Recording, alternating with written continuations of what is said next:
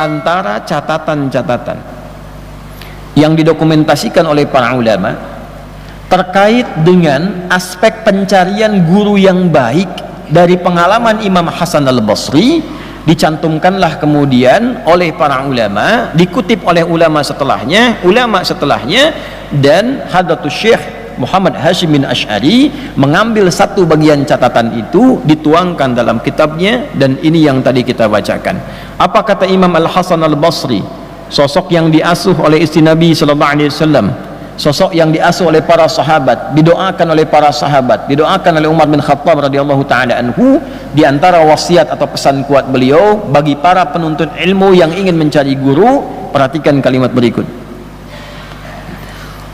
Qala, beliau menyampaikan, uqubatul ilmi, sungguh hukuman bagi ilmu itu, mautul qalbi, ialah wafatnya hati, matinya hati. Nah, jadi ada nastapa ilmu, ilmu yang nastapa, ilmu yang terhukum, ya, punya ilmu tapi terhukum. Awas tuh.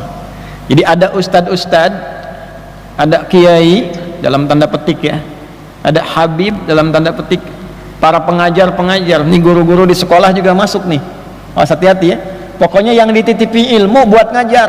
Ada yang hatinya mati, yang ilmunya terhukum. Dia punya ilmu, ngajar, tapi hatinya mati, ilmunya terhukum. Nah, ini kurang layak untuk diambil ilmunya. Kurang layak untuk diambil ilmunya. Apa yang dimaksud dengan matinya qalbu itu sehingga ilmunya terhukum? Faqila lahu ma mautul qalbi, maka dikatakan pada beliau, ditanyakan, apa yang dimaksud dengan matinya hati dari seorang pengajar ilmu itu? Qala, beliau menjawab, talabud dunya bi'amalil akhirah. Talabud dunya, yaitu kondisi hati yang menuntut dunia, bi'amalil akhirah, dengan menampakkan amalan akhirat. Yaitu munculnya ustad-ustad, guru-guru, para kiai, dalam tanda petik ya, saya kasih petikan itu karena nama ini sejatinya tidak layak dengan apa yang disampaikan dalam keterangan ini ya. Para ustad, para guru, para habib, para kiai, misal dalam tanda petik mautul qalbi, yang hatinya mati, ilmunya terhukum, karena ternyata orientasi mengajarnya itu bukan mencari akhirat, menuntut dunia, cuma yang ditampakkan amalan akhirat. Kayaknya ngajar Quran, tapi ternyata yang dicari tarifnya. Ustadz, ini nanti mau ada akad nikah nih, bisa nggak Ustadz ngaji? Boleh ya, cuma asal tahu aja ya, saya kan berangkat dari situ ya, ada bensinnya, jam sekian kan saya nggak sarapan juga lah gitu ya, 2 digit lah gitu. Ada pakai begitu tuh. Ini mautul qalbi nih ya, nanti ngajinya cuman kedengaran suara gelombang-gelombangnya aja tuh, echonya tinggi, naik turun, tapi yang dicari apa? Dunianya ya. Tidak semua begitu, ini cuma ditandai aja. Kalau ada yang begitu hatinya mati, maka nanti bacaannya nggak sampai ke jiwa, apalagi ke pengantin ya. Pengantin mikirnya cepat akad aja nanti tuh. Ya, sama. Nah, ini pengajar demikian. Jadi kalau di sekolah-sekolah Islam murid-muridnya tidak berkembang baik, coba cek gurunya, cek pengelolanya, niatnya benar nggak bikin sekolah itu, ada nama Islamnya loh, dihisab itu, hisab di hari kiamat. Anaknya berislam nggak tuh anak didiknya? Jangan-jangan SPP-nya aja makin besar. Jangan-jangan guru yang datang pun datangnya mencari amplopnya saja. Ngajar di mana? Sekian, gajinya berapa? Tuh. Sementara dia yakin rezeki sudah diatur oleh Allah. Ya, ini saya tidak bicara di level biasa, saya level pengajar. Bicaranya di level pengajar. Kalau sudah orientasi gurunya, ustadznya, pengajarnya hanya mencari dunia, maka ilmunya tidak akan berkah. Itu yang tidak memberikan pengaruh ke hati, ke jiwa-jiwa anak didiknya. Coba cek sekolah itu, sholatnya bagaimana anak-anak itu, kenal Allah nggak, ngajinya bagaimana. Jadi kalau ada perkembangan anak tidak seperti yang diharapkan, yang dicek pertama kali bukan keadaan anaknya. Yang pertama, coba bagaimana cara guru mengajarnya, bagaimana niatnya. Ustadz juga sama di masjid-masjid ini, ya. Coba lihat berapa keberkahan yang bisa diberikan oleh Allah kepada murid-muridnya. Salah satu yang harus penting untuk diupayakan adalah ini, mengembalikan niat kepada amal akhirah wa talabul akhirah. Ini. Nah, jadi kalau misalnya Anda menemukan orang-orang yang mengajar belum apa-apa bicaranya sudah dunia, itu hatinya sudah mati, ilmunya terhukum. Bagaimana Anda bisa belajar dari sosok yang ilmunya pun terhukum, hatinya mati, tapi yang ditampilkan tuh performancenya seperti akhirat, pakaiannya pakaian akhirat, bicaranya tentang akhirat, padahal di hatinya pencarian dunia. Nah, inilah yang diingatkan tadi dari imam kita saat bacaan di Asy-Syu'ara tadi, ayat 128 sampai 145 tadi. Allah, ya, idh qala lahum akhuhum salihun ala tattaqun, ya, sampai ke kalimat yang sangat indah sekali, wa ma as'alukum alaihi min ajrin in ajriya illa ala rabbil alamin. Itu manhajnya para nabi, para rasul. Aku kalau ngajar, acuan utamaku tuh bukan upah, bukan honor, bukan gaji dari kalian, karena honorku sudah ditetapkan oleh Allah, gajiku sudah diatur oleh Allah. Yang ditugaskan kepadaku hanya menyampaikan, fadzakir innama anta mudzakir. Yang suka baca Yasin tuh kan manhaj para nabi, rasul, diteruskan pada orang-orang soleh yang baca Yasin tuh, ayat 20 sampai 21 itu masih ingat gak?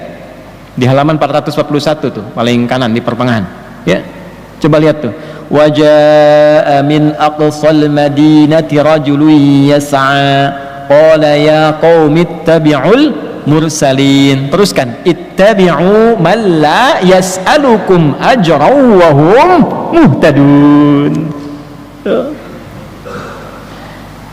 Datang sosok orang dari jauh untuk mengingatkan masyarakat pada pola hidup yang tidak sehat.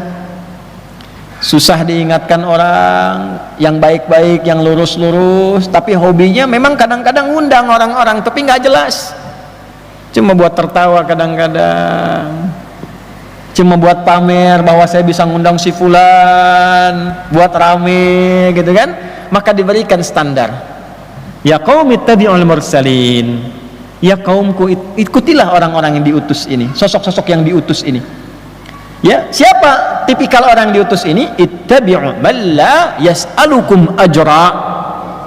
Kalau Anda ingin belajar, ingin ikut, bukan cuman ikut menuntut ilmunya, tapi menuntut akhlaknya, menuntut kepribadiannya, mengamalkan amal soleh yang bisa Anda teladani itu. Coba cari man la yas'alukum ajra. Orang yang sedang mengajar pun dia tidak pernah kepikiran tentang materi duniawi.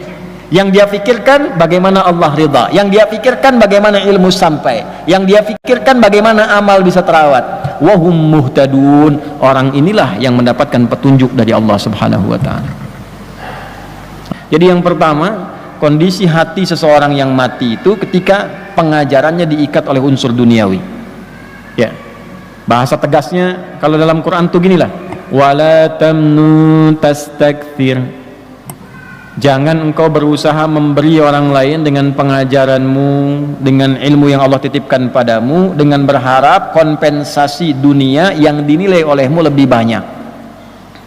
Tastakfir tuh minta lebih. Baru ngajar sekali udah minta naik gaji, kan? Gajinya berapa? Datang, baru masuk, Pak, saya ngajar kan anak-anak gampang pahamnya tuh. Kalau besok nggak naik gaji saya nggak mau saya ngajar lagi. Wala tamnun tastakthir. Itu hal yang pertama. Jadi kalau Anda ngundang orang yang dalam tanda petik disebut ustadz itu sudah minta tarif di awal, udah coret dicoret karena yang bersangkutan sifatnya dicoret oleh para ulama. Coret mautul qalbi uqubatul ilmi, ini ilmunya terhukum. Nanti kalaupun datang ilmunya diikat dengan tarifnya, segitu aja. Anda bisa ketawa saat itu, tenang saat itu, habis itu muncul lagi masalah, nggak selesai jadi solusi, gitu aja, nggak ada manfaat. Ada yang nyampaikan bukan saya, ya, dari isi kitab. Makanya ulama-ulama ini kembalilah ke jalannya yang betul itu. Jadi ahli kitab, jangan jadi ahli proposal. Ya, jadi ahli kitab. Makanya di Timur Tengah biasanya ulama-ulama itu dirawat oleh negara. Kalau kita itu Kementerian Agamanya mendata para ulama-ulama sampai ke masjid-masjid muadzinnya digaji. Ya, kan zakat umat Islam. Di Indonesia ada dana abadi umat dan sebagainya. Ya, kerjasama dengan Basnas, masukkan ke satu bagian itu untuk ulama-ulama mengajar, ustadz-ustadz, supaya kesejahteraannya meningkat. Jadi begitu mengajar karena sudah sejahtera, sudah bagus, nggak mikirin lagi duniawi. Di Timur Tengah begitu. Saya waktu diangkat jadi amin khutbah di Tripoli, diberikan gaji, berikan honor, dan nggak pernah terpikir tuh ulama-ulama itu, nggak pernah terpikir. Makanya ustadz-ustadz, dai-dai yang datang dari luar, ada bi'sa yang dari Mesir, Al-Azhar datang mengajar ke sini, beberapa dari syekh-syekh itu suka bingung di Indonesia, ya, karena habis ngajar diamplopin, malah bingung. Nah kadang-kadang kebingungan itu jadi musibah, karena setan ikut di amplopnya itu. Begitu ngajar tempat lain nggak ada amplop, setan masuk. Sini nggak ada amplopnya. Nah, ini yang bahaya. Jelas? Paham? Nah, yang kedua sebagai bagian dari akhir penutup adalah tolabul jah, mencari popularitas. Nah, ini diingatkan di dalam surah yang sangat disukai dan jadi favorit Nabi sallallahu alaihi wasallam.